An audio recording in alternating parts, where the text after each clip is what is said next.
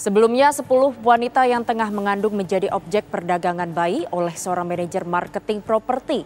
Anak dari para wanita hamil tersebut dijajakan seharga 15 juta rupiah per anak. Untuk bayinya Eka. Oh gitu.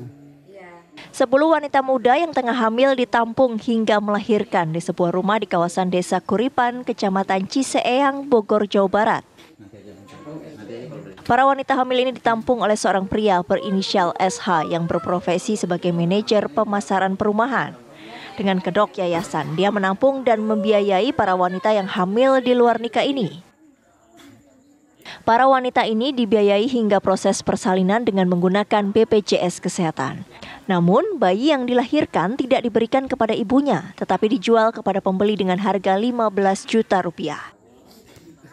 Aksi perdagangan bayi ini terungkap saat lokasi penampungan didatangi pihak petugas Dinas Sosial Kabupaten Bogor. Modus yang dilakukan oleh pelaku dengan mengiming-imingi atau mengumpulkan para ibu hamil, kemudian selanjutnya nanti di dalam setelah proses persalinan anaknya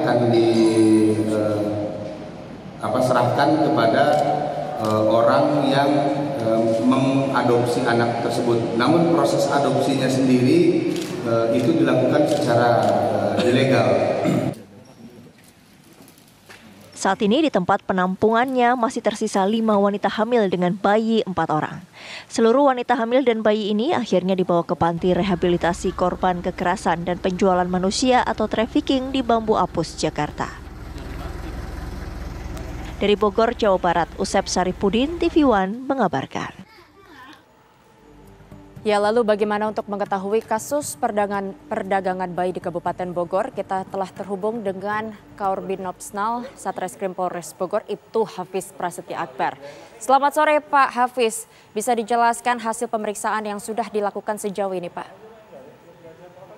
Ya, selamat sore Mbak Yohana. Jadi untuk pemeriksaan yang telah kita laksanakan, tentunya kita sudah menetapkan tersangka terhadap pelaku atas nama SH. Kemudian kami juga telah menyita barang-barang bukti berupa 10 juta dari 15 juta yang digunakan untuk pembelian atau membayar yang dari orang tua angkat. Kemudian kami juga telah melaksanakan penggeledahan rumah yang dijadikan penampungan bagi ibu hamil. Dan kemudian rencana ke depannya kita akan melengkapi saksi-saksi sekaligus melengkapi perbekasan dan juga untuk pengembangan dalam perkara ini. Ya, Pak Hafiz, sebetulnya wanita hamil ini memang dihamili oleh tersangka atau sebetulnya dari sebelumnya sebelum dibawa ke tempat atau ke rumah tersangka ini sudah hamil duluan? Ya, jadi wanita hamil ini tentunya mereka bukan dihamili oleh tersangka, melainkan mereka ada yang tidak dari kalangan yang tidak mampu maupun yang tidak memiliki suami atau ditinggal oleh pacar yang menghamili. Jadi berarti ibu hamil ini mengalami kepasrahan kemudian menghubungi pelaku yang sudah mensosialisasikan kegiatannya melalui IG dan TikTok. Berarti tersangka sudah melakukan kegiatan ini sejak kapan, Pak?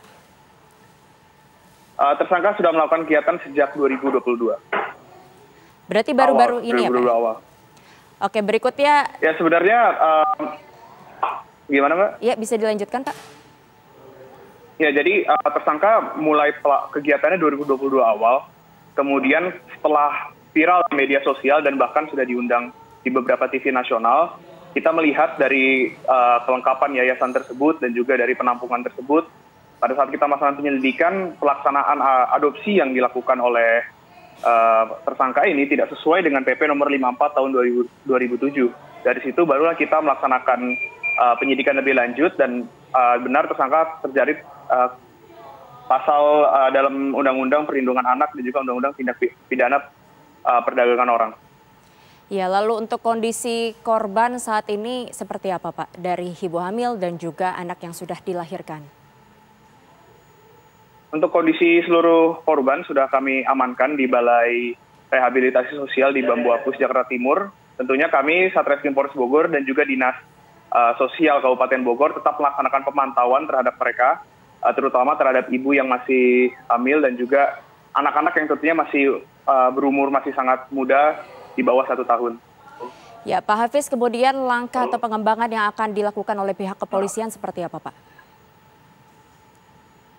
Untuk pertama tentunya kita melengkapi saksi-saksi yang belum kami periksa, dan juga untuk keduanya kami akan melakukan pengembangan karena berdasarkan keterangan dari tersangka, beliau menampung lebih banyak dari sekedar 10 ibu hamil, bahkan bisa sampai puluhan. Namun tentunya pengembangan tersebut kita akan menelusuri satu persatu, mengklarifikasi benar atau tidak dan bagaimana keadaan ibu-ibu itu sekarang. Ya, Pak Hafiz, kemudian untuk anak yang sudah diperjualbelikan ini sebanyak berapa banyak, Pak Hafiz? Ya, seperti yang telah saya jelaskan bahwa kegiatan ini bermulai dari tahun 2022 sehingga sudah ada 1 yang dijual dan dari 1 itu kami langsung bergerak cepat dan mengamankan tersangka sehingga tidak terjadinya penjualan lebih lanjut. Lalu untuk anak yang sudah dijual ini kemudian apa langkah yang dilakukan oleh pihak kepolisian? Apakah anaknya akan diamankan atau seperti apa? Sama kami amankan, itu termasuk dari 4 dari anak yang kami titipkan di Dinas Rehabilitasi Sosial, di Balai Rehabilitasi Sosial. Baik, lalu untuk kedua orang tua yang mengadopsi, apakah ada langkah yang dilakukan karena melihat bahwa adopsi ini secara ilegal, apakah nantinya juga akan ditetapkan sebagai tersangka? Untuk saat ini mereka masih berstatus sebagai saksi, tentunya kita akan melaksanakan pendalaman, melaksanakan interogasi lebih lanjut, dan juga bagaimana motif dan niat dari para orang tua angkat. Nantinya kita akan laksanakan gelar perkara untuk menentukan mereka. Baik, tapi sejauh ini untuk wanita hamil yang ditampung oleh tersangka ini, mereka dalam kondisi baik atau ada perlakuan tidak baik dari tersangka?